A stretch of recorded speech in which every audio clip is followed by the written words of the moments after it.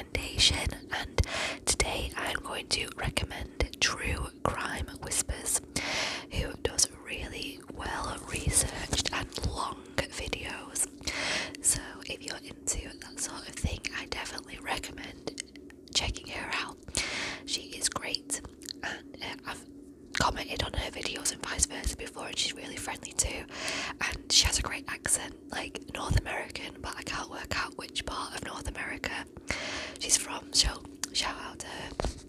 I'll link her in my description box. So without further ado, here is the case today. So you don't know what a welcome surprise it is to hear from you, Irene Garza wrote in her graceful longhand in a letter to an old friend postmarked April 9th, 1960. As she filled 5 pages of online paper, the 25-year-old school teacher seemed content for the first time in a long while. I've made quite a few friends this year, and I am much happier than I have ever been, she wrote. Of her love life, she reported that she had been dating 2 men, but was coy with her friend about one of them. I won't mention his name, but we double dated the last time you were here. The other, she wrote without much enthusiasm, was an Anglo boy, not real handsome, but cute and religious, which is important. And that's a quote from her. She noted that her ex-boyfriend had sent her several cards and a box of candy on Valentine's Day. I can't lie, this is a quote, I can't lie, I think of him often and wonder if I'll ever get over him. Between you and me and the 4 walls, she confided, I pray constantly that if it be God's will, I will get over him eventually. To her friends and admirers, Irene was many things, a natural beauty who had been crowned Miss All South Texas Sweetheart 1958, so corny, a former prom and homecoming queen at the Pan American College, an accomplished teacher who worked with McAllen's most disadvantaged children, a devout Catholic who was active in the Legion of Mary, the first person in her family to attend college and graduate school. But in her letter, Irene appeared more fragile than anyone might have suspected. At the elementary school where she taught 2nd grade, she wrote that she had been elected the secretary of the PTA. Quote, this may not sound like much, but to me it means a great deal, she explained.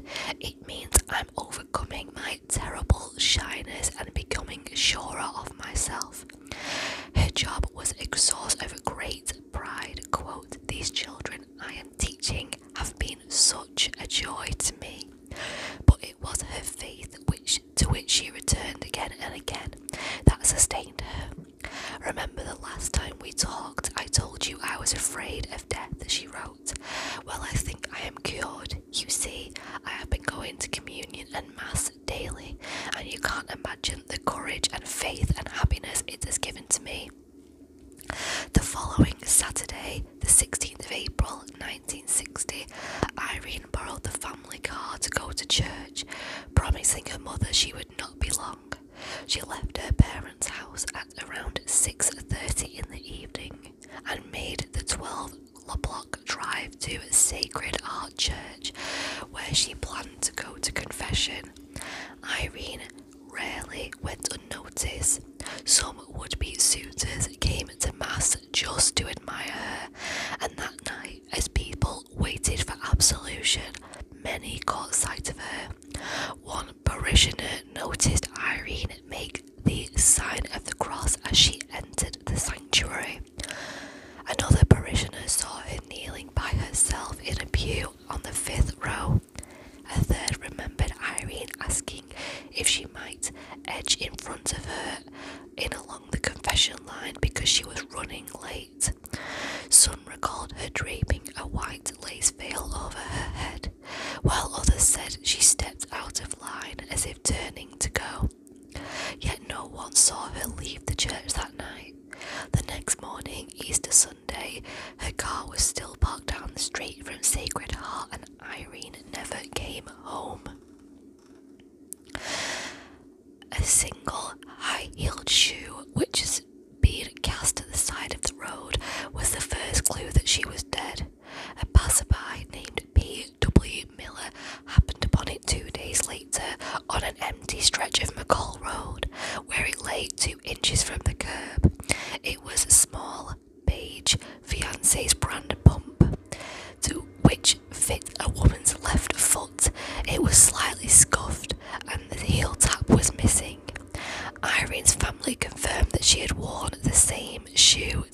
version.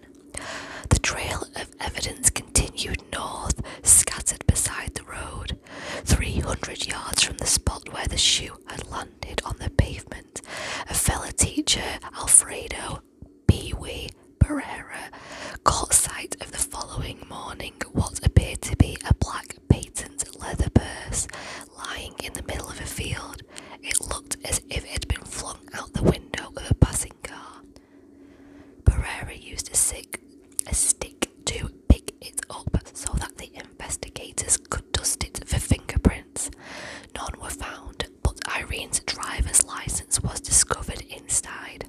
Still farther north, investigators came across a piece of white lace crumpled in the bush. 70 members of the Hidalgo County Sheriff's posse, many on horseback, fanned out through the orange groves and mesquite thickets that could be pronounced wrong, of McCall Road in the days that followed to look for Irene. Detectives combed through the brush on foot and canvassed the 32-square block surrounded Sacred Heart, going house to house. Skin divers dragged irrigation canals that fed off the Rio Grande, and the Border Patrol planes circled overhead. 65 National Guardsmen were called out to assist with what had become, at that time, one of the most extensive investigations in Valley history. Detectives followed up on hundreds of leads, including the boasts of tourists at the Highway Grill in nearby Edinburgh. So it says Edinburgh. In England, it's Edinburgh, but it's not got an H on the end, so I assume it's Edinburgh. So Highway Grill in nearby Edinburgh, who told the waitress that he had killed Irene. Warning, you are next. He later admitted that he had drunk half a bottle of tequila across the border and was only joking.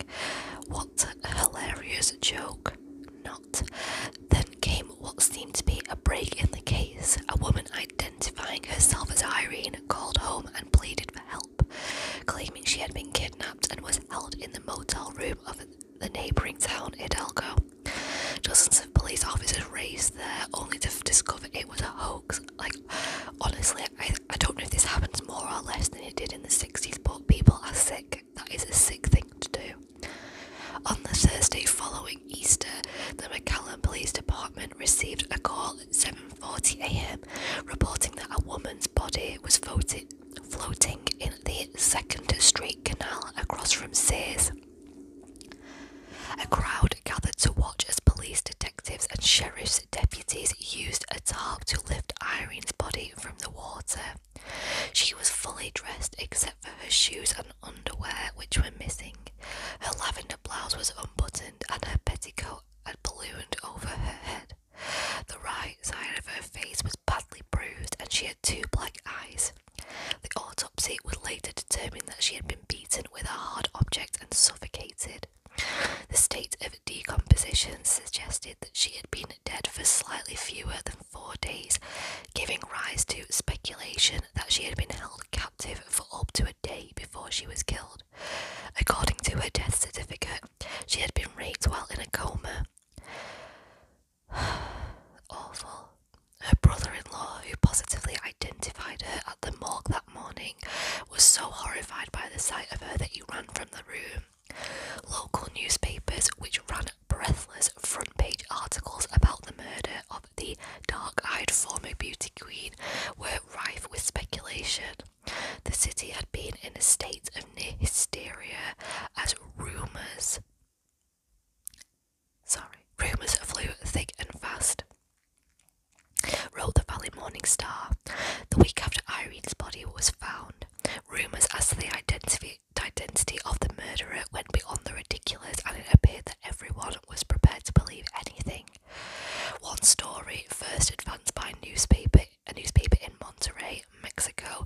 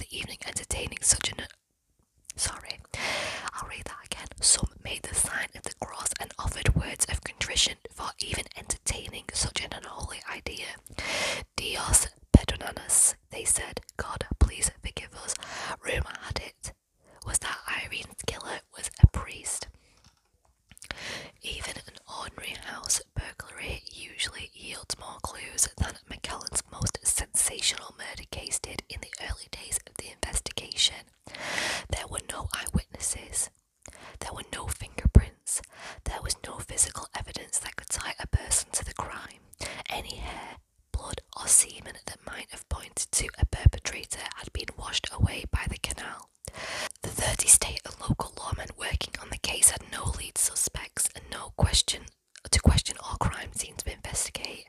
The only clue to identify of the killer was a muddy shoe print, which the sheriff's deputy spotted on the banks of the 2nd Street Canal, 4 blocks south of where Irene's body had resurfaced.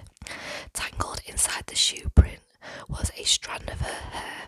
At this location, detectives surmised that her killer had unloaded her body from the car and pitched her into the water below.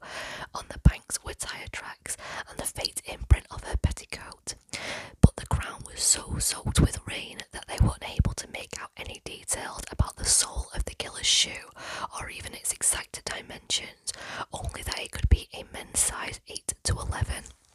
Which is quite a broad range, that's probably what most men fit into, or may have done back then. Despite the lack of evidence, Hidalgo County Sheriff E.E. Vickers vowed that his detectives would leave no stone unturned. Mayor Philip Boy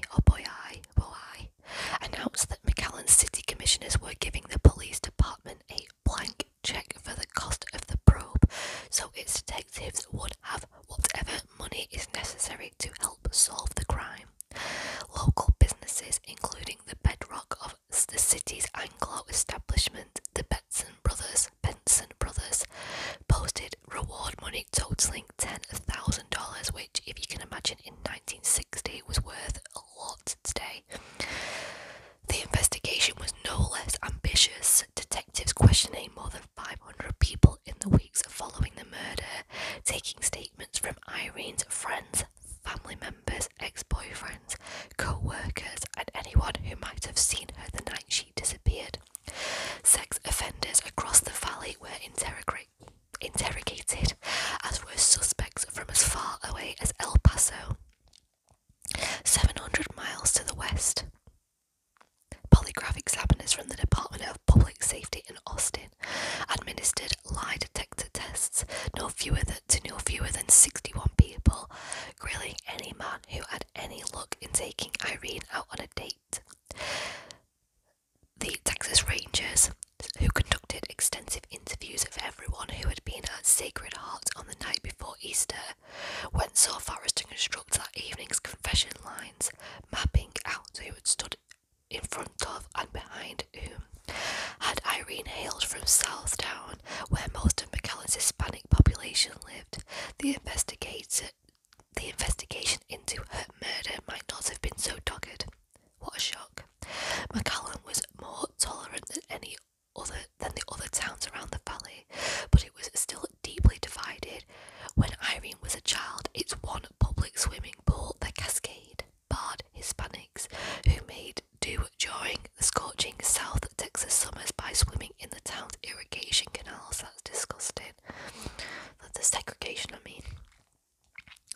Irene had often been the exception to the rule. At McAllen's high school, where Anglos were the majority, she was the first Hispanic twirler and head drum majorette. When she was 15, the Garza's dry cleaning business had become prosperous enough that they were able to move to north of the railroad tracks, which in the predominantly Anglo neighbourhood where they settled, which was home to a number of Hispanic doctors, lawyers and merchants. Irene fitted. Fair-skinned and well-educated, she was always perfectly turned out in pillowbox hats and sweater sets, had her own worldly glamour. She never lost her foothold in the neighbourhood. She taught at Thigpen Elementary, south of the tracks, where some of her students came to school barefoot from the nearby colonias.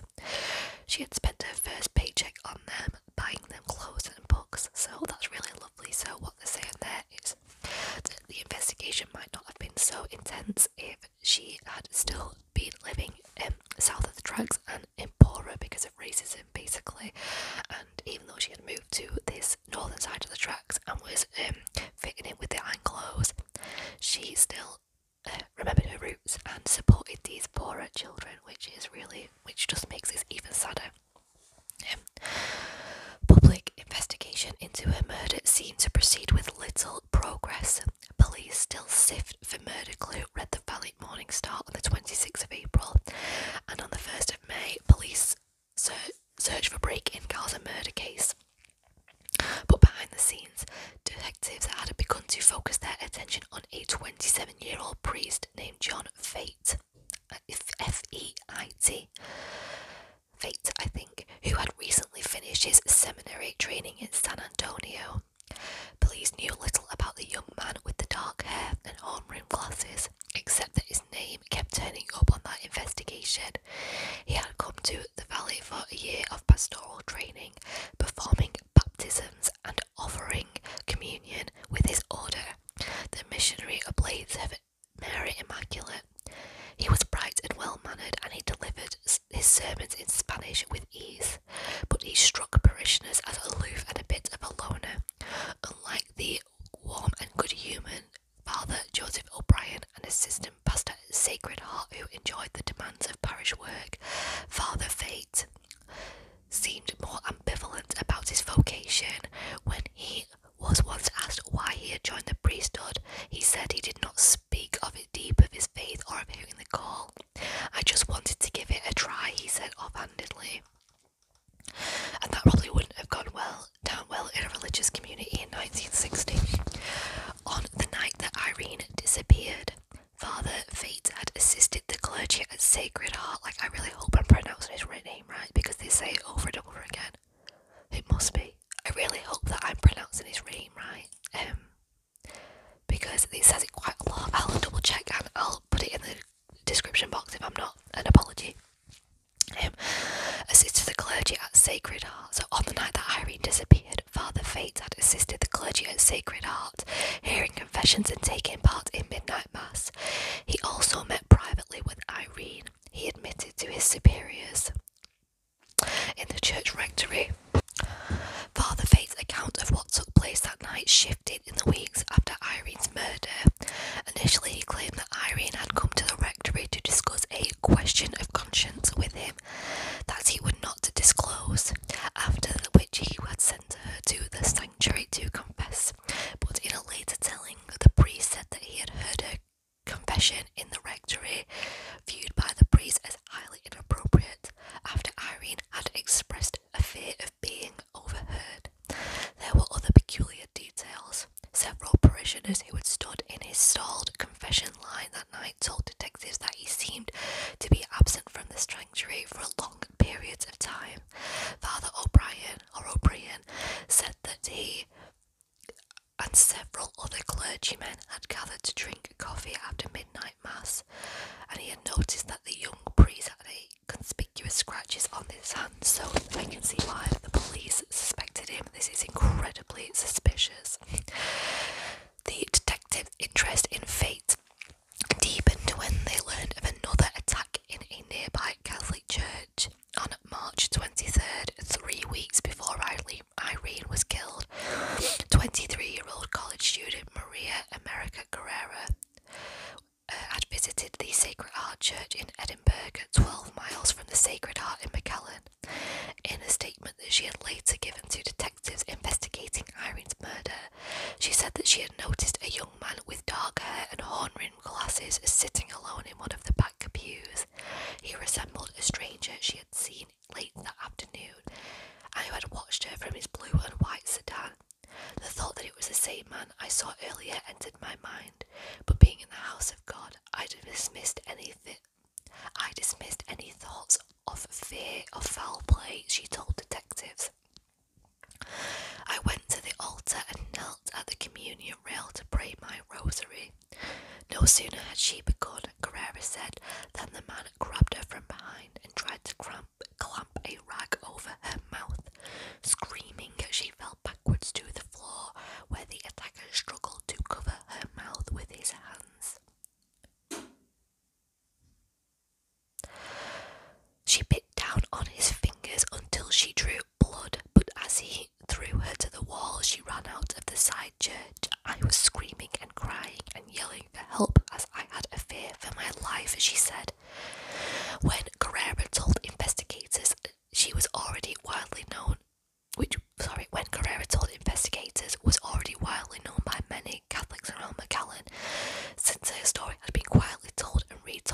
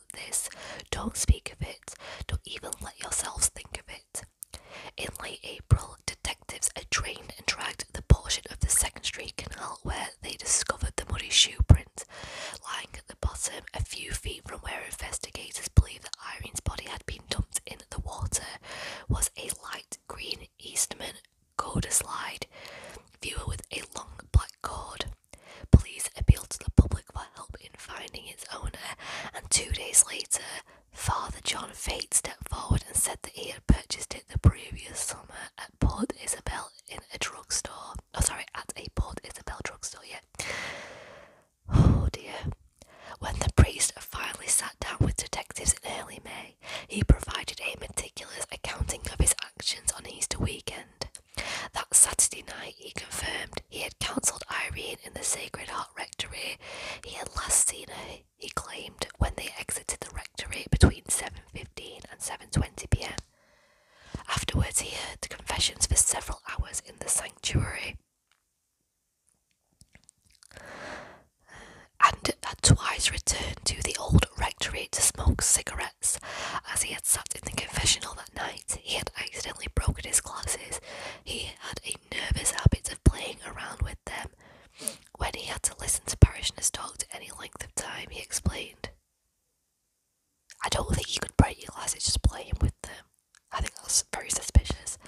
At 10 o'clock, he drove to his residence in the pastoral house of the Oblate Fathers, 5 miles from San Juan, to get his other pair. Upon arriving there, he had found the doors were locked and they had no key. Because of this, quote, I had to make my way through the entrance on the second floor balcony, propping up a wooden roadblock or barricade against the side of the house and climbing it in a fashion. While entering the house this way, I scraped the back of my right hand slightly, and the index finger and middle finger on my left hand more severely on the brick wall. So he's explaining away his injuries. Father Fate had been troubled, he explained, when he had learned on Easter Sunday that the same woman he had talked to in the rectory the previous night had disappeared. But it had been a busy Sunday for the priest. He had offered 2 morning masses and a late afternoon mass, and performed baptisms that afternoon. That evening, he returned to the Sacred Heart to pick up his suit coat and Roman collar, which he had left behind. A priest saw him in the rectory and asked him if he would speak to Irene's parents, Nick and Josephina, who were frantic for information about their missing daughter. The Garzas had heard that when he met with Irene the previous night, they wanted to know if I had perhaps said anything which might have upset or disturbed their daughter, he said. I replied in the negative. Afterward, he did not drive back to San Juan straight away. My talk with the girl's parents had disturbed me, he said. Perhaps I had said something unintentionally that might have upset this girl. At any rate, it seemed that no one had seen or heard from her since she left the rectory that Saturday night. Since she talked to me, I was worried and drove around aimlessly for a while. Father Fate never explained how his slide viewer found its way into the canal, and there was plenty else for investigators to puzzle over. Their questions only multiplied. At the following day, when they sat Father Fate down again to question him about the attack on Maria America Guerra. In a signed sworn statement, he acknowledged stopping by the Sacred Heart Church in Edinburgh on the night of the afternoon of March 23rd, the day of the assault, to talk to a priest in the rectory. He also conceded that he had entered the sanctuary and knelt in a back pew to say his rosary, and he allowed he had been driving a blue and white 1956 Ford sedan. God. So basically he did it, but he insisted that he left Edinburgh at least an hour before the attack, returning to the pastoral houses in San Juan in time for a ring in the 5:30 bell. As for his finger, which investigators had learned he had been badly cut, he had a simple explanation. The day before he went to Edinburgh, he had got it caught in a mimeograph machine. No idea what that is. Several priests told detectives that Father Fate had not returned to San Juan in time to ring the bell, and that his finger had not been hurt until the night of the attack. He also recalled that Father Fate, who had been wearing the same clothes that Guerrera had said his assailant had on, both she and an eyewitness who had seen her attack it fleeing the church, subsequently picked Father Fate out of a lineup. So the problem with all of this is purely circumstantial evidence. Investigators brought in the foremost polygraph team in the nation, the Chicago-based John E. Reed and Associates, whose founder had literally written the book on lie detector tests. During 2 days of intense questioning in a Holiday Inn hotel room in June, Father Fate was evasive. and at times seemed to be enjoying baiting his interrogators. When asked to suggest a question that the polygraph examiner should pose to him, the priest put forward, "Do you believe it is possible that you may have said something or acted in some way to cause Irene's death?" To his own question, he answered yes. The subject stated that he was referring to the harsh way in which he had treated her in the rectory, and the evening she disappeared, the examiner noted in his report without further explanation. After urging Father Fate to be candid about the crime, the examiner recorded that the subject, in a very deliberate and explicit words, stated that there will never be any evidence turning up about the future in this case. Further, that without a confession on his part, there is not enough evidence in either of these two cases to convict him, or that a good defence attorney could not tear holes in.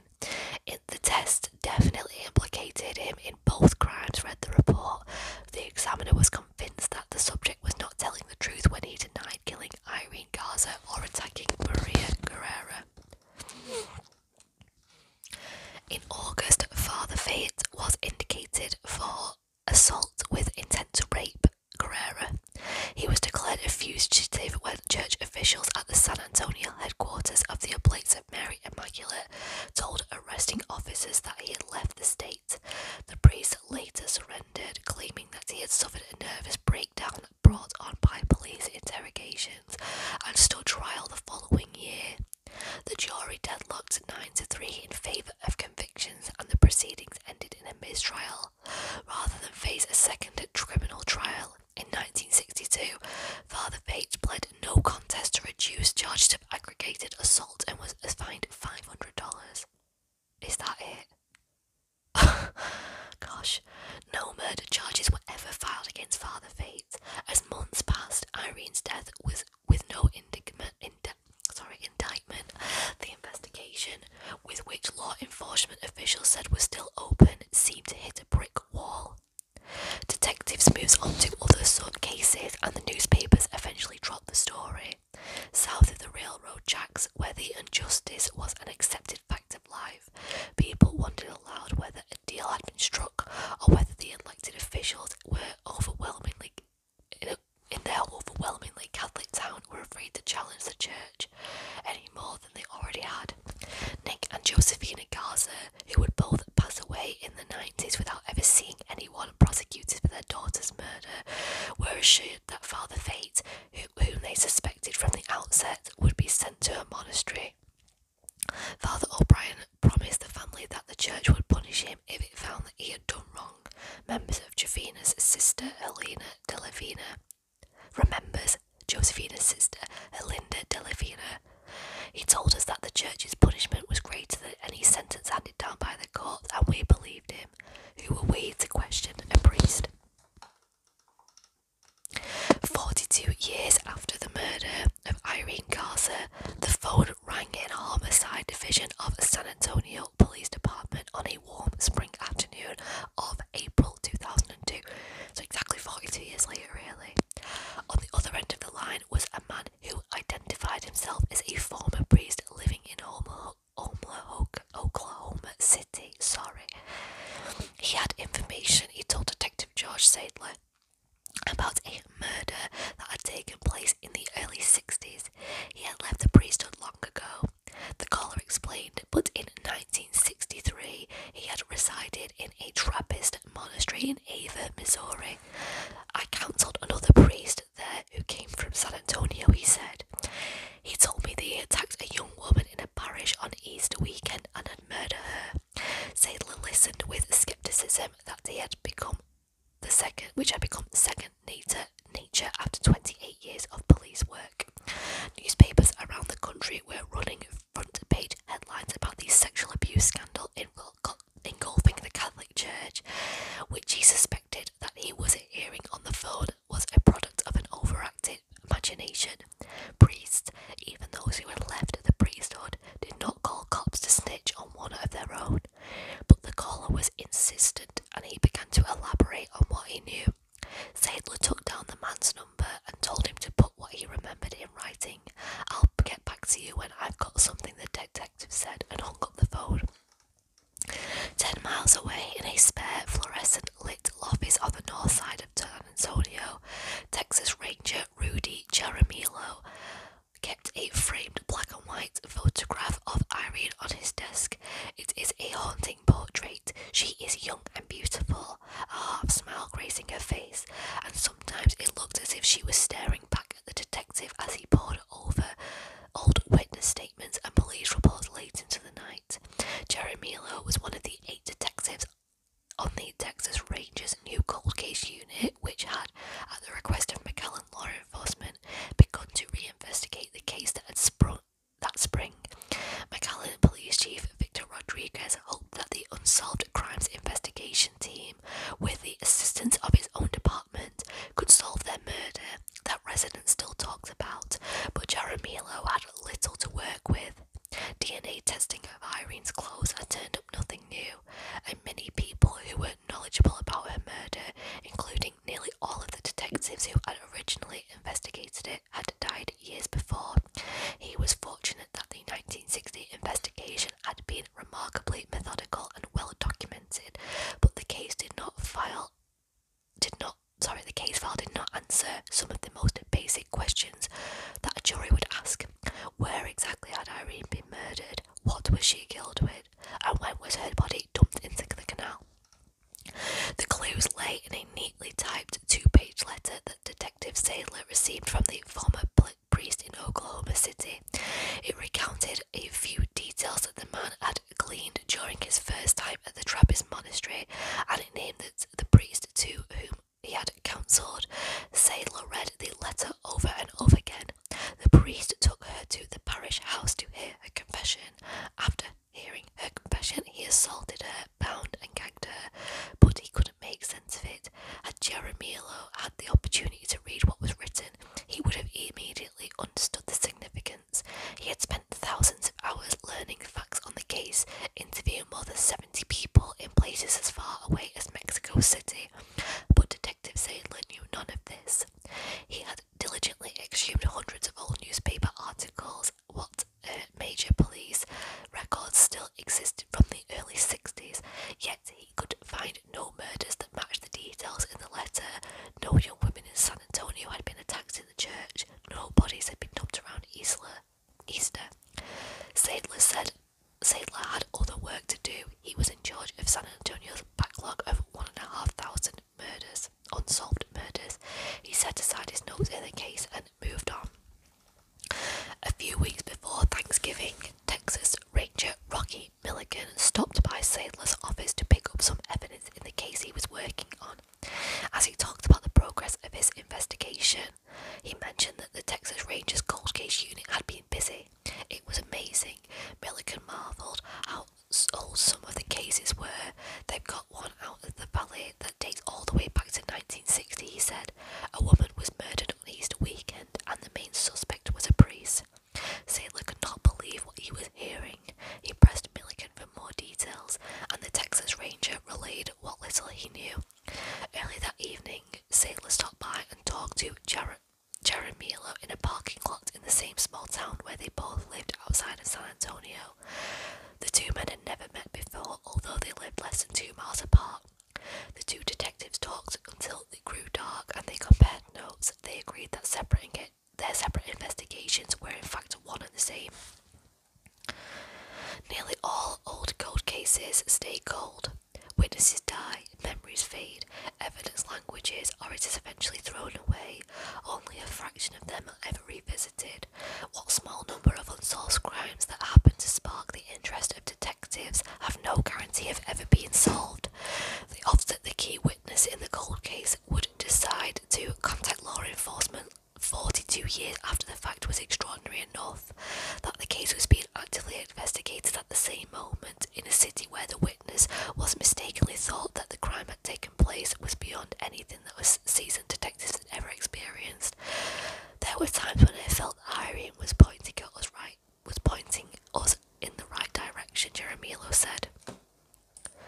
The man whose name appeared in the letter from Oklahoma City was still alive and well. John Fate had left the priesthood in 72 and had gone to live a quiet, ordinary life in Phoenix, marrying, having children, and working 6 years as an insurance salesman.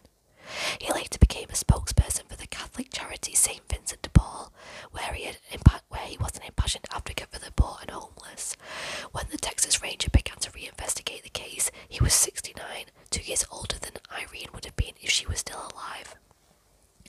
Fate's name had briefly surfaced in legal documents in the early 90s after the defunct priest James Porter was imprisoned for molesting 28 children. Porter was one of the most notorious paedophiles to ever find refuge in the church before his death in 2005, and he admitted to molesting up to 100 children. Fate had crossed paths with him in the 60s in Jemez Springs, New Mexico, at a home for troubled priests, where Fate was sent by his superiors after his stay at the monastery in Missouri. At the order of the servants of the Paraclete Treatment Center, where Fate lived for 6 years, he managed to work his way up to the position of a superior, a role in which he rubber-stamped weekend furloughs and secured new parish assignments for Porter, despite the fact that he continued to molest children. Fate did not reveal his connection to Porter when he was quoted in the Arizona Republic in April 2002, praising the church's new guidelines that required any sexual abuse allegations it made against a clergy member to be reported to civil authorities. It has to be that way, Fate says. It means that if someone is doing something wrong, they are not above the law simply because they are an ordained minister. So, double standards there to the extreme. At the outset of the renewed investigation, Texas Rangers worked with the McAllen Police Department to explore every avenue. We pursued numerous suspects: Irene's friends, ex-boyfriends, family members, other priests, says Jaramillo's Lieutenant Tony Leal. But the facts that led investigators in 1960 to focus on one person led us to the same conclusion, hoping to shake loose any new information from the man who had once been the main suspect, a lawman associated with the probe. Sorry, you might be able to hear geese. There are some geese going absolutely mental. Sorry. Hoping to shake loose any new information from the man who had once been the main suspect, a lawman associated with the probe, who asked not to be named, called Fate to tell him that the decades-old murder case had been reopened. Was there anything you wanted to share with law enforcement? Anything that, as someone who had seen Irene on the night she went missing, was important to know? The former priest's answer was succinct. That man doesn't exist anymore, Fate said. As with most of Fate's comments to investigators over the years, his statement was bizarre, but it did not prove that he had committed the murder. What the Texas Rangers needed to do was to develop a case that could be presented to a jury. They found their star witness in Dale Tashany, a former priest of Oklahoma City, a silver-haired tax specialist who had left the priesthood more than 30 years earlier to marry. He had the long drive to San Antonio in late November. So he made the long drive to San Antonio in late November to proceed to tell Jaramillo what he knew. Sorry, because I've been reading for quite a long time. I'm starting to get lax.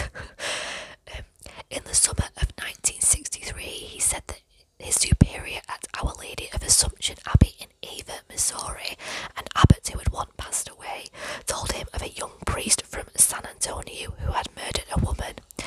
The abbot asked Tashany to counsel the young man while he stayed at the monastery and to have him live with the novices to see if he might have a vocation as a monk.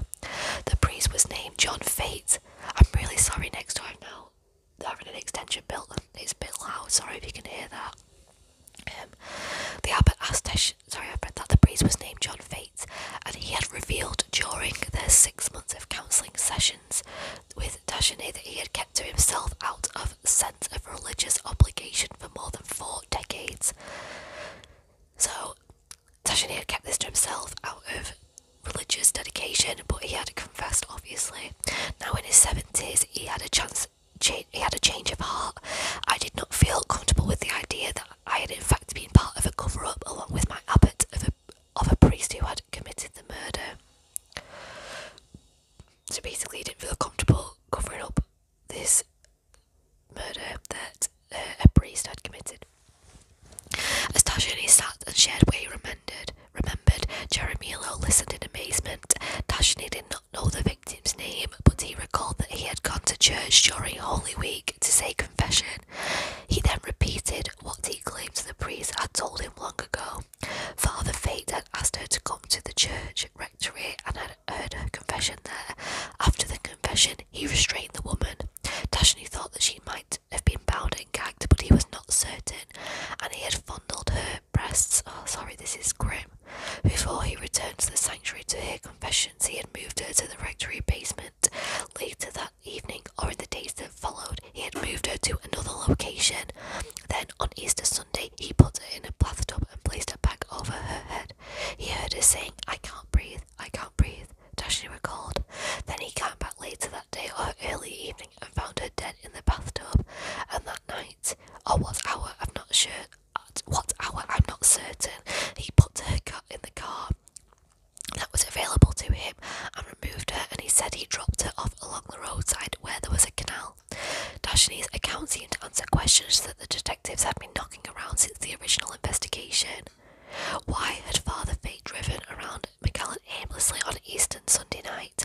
Why had he left Sacred Heart the previous evening to drive to the pastoral house in San Juan? His story had been dovetailed with key facts in the case, with one glaring exception. Dashni thought that the murder had occurred in San Antonio in 62 or 63. He had explained that Father Fate had come to the monastery in 63 from San Antonio, and he had been under the impression that the crime had occurred there. He didn't show what I would consider to be the compunction or sorrow of grief or anything like that. Dashni said that, remembering his conversations with the young man, I felt the same.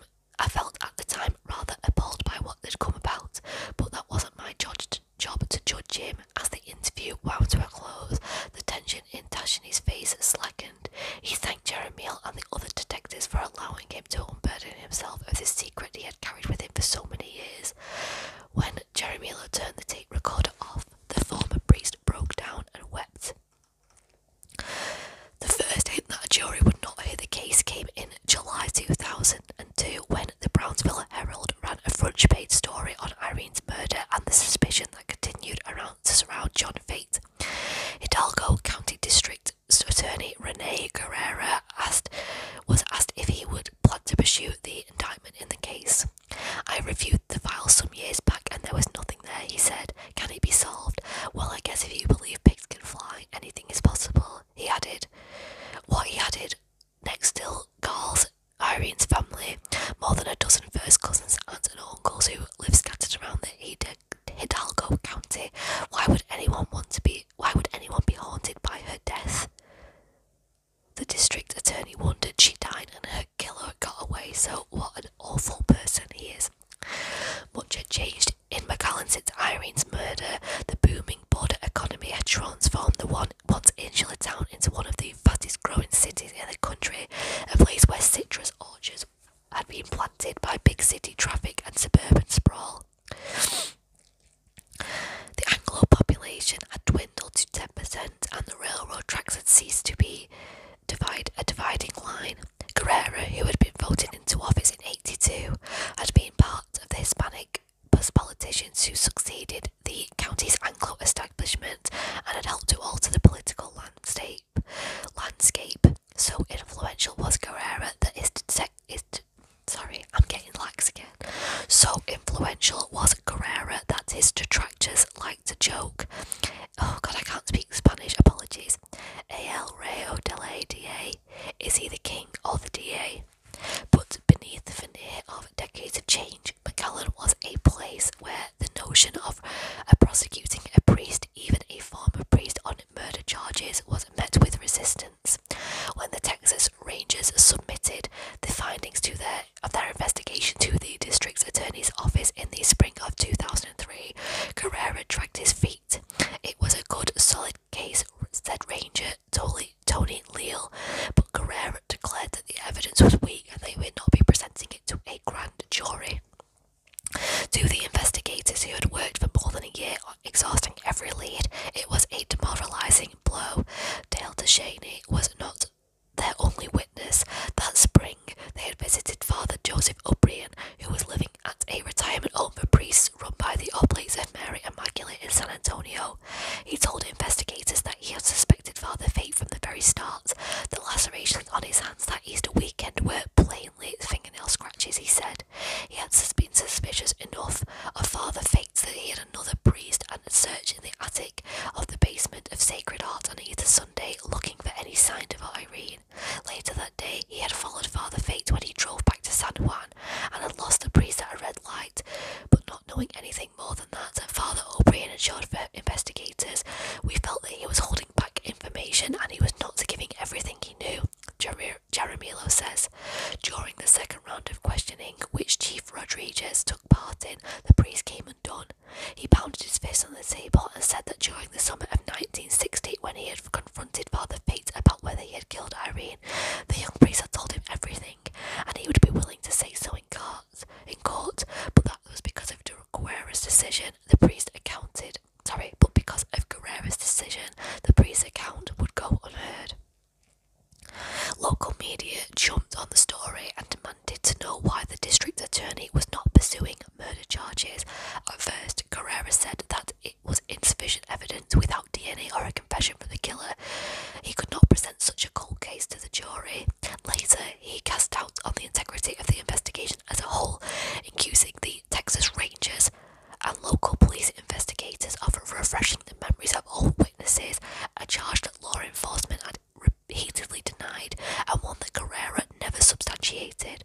A public war of words soon erupted between the district attorney and Chief Rodriguez. The case needs to be tried by a jury, not a single person, Rodriguez told the McAllen Monitor. Letters to the editor criticising Guerrera flooded newspapers. Vigils were held on the anniversary of Irene's death and on the Day of the Dead to call attention to the fact that her murder remained unsolved. Former police investigator Sonny Miller, who had tried unsuccessfully to resurrect the case during the 90s and who remained certain that the original investigation had been impeded by church officials, lobbed a grenade at Guerrera in the Brownsville Herald. I wonder if he thinks he would be excommunicated if he took the grand case to the jury, Miller told the newspaper. After months of negative publicity, Guerrera relented, and in March of 2004, he asked two of his prosecutors to present evidence to a grand jury. The panel met every Wednesday for 15 weeks while hearing other cases. From the start, the proceedings struck those who waited outside the courtroom, several of Irene's relatives and a clutch of reporters, as unusual. Law enforcement was not called to testify until the 11th week. Stranger still, Dale Tashany and Father O'Brien were never called at all, nor was John Fate ever subpoenaed to appear before a grand jury, which would have compelled him to either testify or invoke his Fifth Amendment privilege against a self-incrimination. The only person from Sacred Heart who did appear before the grand jury was Eleanor Sanchez, the church secretary who had been a defence witness for Fate during his 1961 trial. The DA had already made public statements that ran in the papers and on TV that there was insufficient evidence in the case, said Irene's relative Naomi Ponce-Sigler. Sorry, I'll have said that wrong. Jurors knew where the DA stood when they were making their deliberations. That's a quote. On June 9th, 2004, the jury declined to indict the named defendant John Fate and no-billed the case. Later that week, Chief Rodriguez announced that he was closing the investigation, a move that he believed would make the case file subject to open record requests. But Guerrera threatened to prosecute the chief if he showed the files to the media, insisting that this was still an open case. The police records on which much of this article is based were obtained from a source who is not affiliated with law enforcement. A grand jury will hear the case again, as Guerrera said, only if a confession is forthcoming. When I visited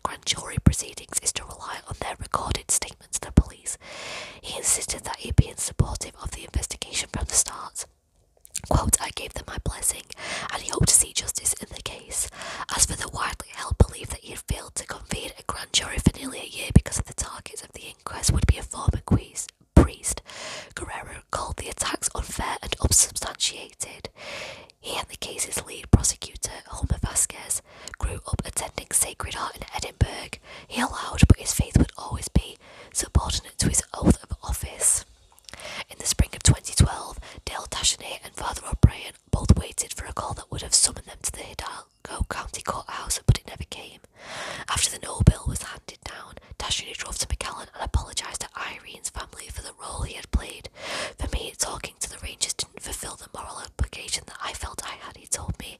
He spent several days in the valley where he met with Irene's relatives and visited her grave. On his way back to Oklahoma, he stopped by the courthouse and introduced himself to Guerrera. I stuck on my hand and he took a while to extend it, Dashini said.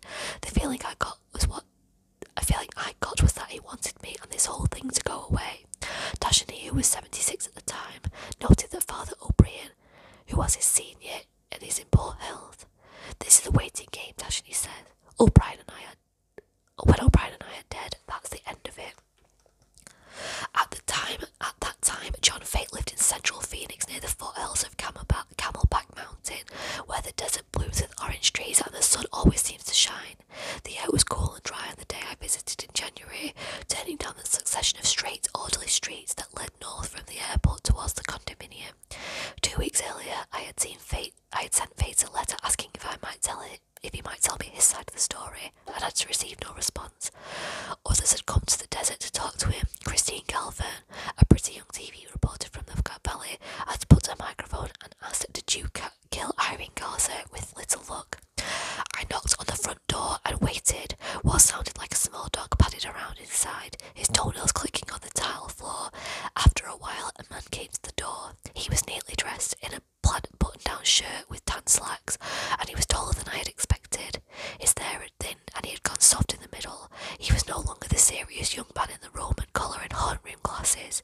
Beyond him, through the door, was a tidy living room, where sun streamed in through the windows. His wife did not appear to be home. There was a kitchen table in the alcove where, I imagined, they probably drank coffee and talked about their grandchildren. I wonder what he had told her, or what not told her, while they sat at that table. He greeted me with a genial smile. I introduced myself, explaining that I'd come all the way from Texas. I said that I would appreciate a few minutes of his time to talk about Irene Garza. For an instant, his brown eyes widened behind his glasses. Then he shook his head, graciously declining to be interviewed. "I know you have a job to do," he said, "but I'm sorry, I can't do that." He stood there for a moment, as if pondering what to do next. There are many things he could have said that he did not: that he was innocent, that Irene's murder had been a senseless crime, that he was tired of strangers knocking on his door, asking about a terrible thing that he did a long time ago. Instead, he said something I think back to many times in the weeks to come. Instead, he said something I would think back to many times in the weeks to come. "The speculation intrigues me," he said. Then, as he turned to shut the door, he added, "God bless you, dear." In December 2017, more than a decade after this story originally appeared in the Texas Monthly, Fate was found guilty and sentenced to life in prison. He died of natural causes on February 12th, 2020. So that was it was much longer than I anticipated when I first started reading it, but really interesting story. And I think what we might fail to remember when it concentrates solely on this Father Fate is that a young woman had her life taken from her in a horrible way. She was a lovely person who helped people in disadvantaged situations similar to what she had grown up in, and she was molested and killed, and that is absolutely disgusting, and it has taken years and years for the case to see justice, and there are many more like this, cases like this we will never see justice, and that is absolutely devastating. And I just want to say that my thoughts, I'm not a religious person personally, but my thoughts are with her family, and it's just awful that she put trust in a religion, and not in a religion, but as a religious woman, she put trust in this man just to hear her confession, and he completely took advantage of her, and he gave the Catholic priesthood a bad name, and it's really awful, and I just think it's really sad. And please remember Irene Guerra. If you are a religious person, especially if you're Catholic, please remember it in your prayers, and I'll speak to you all soon again.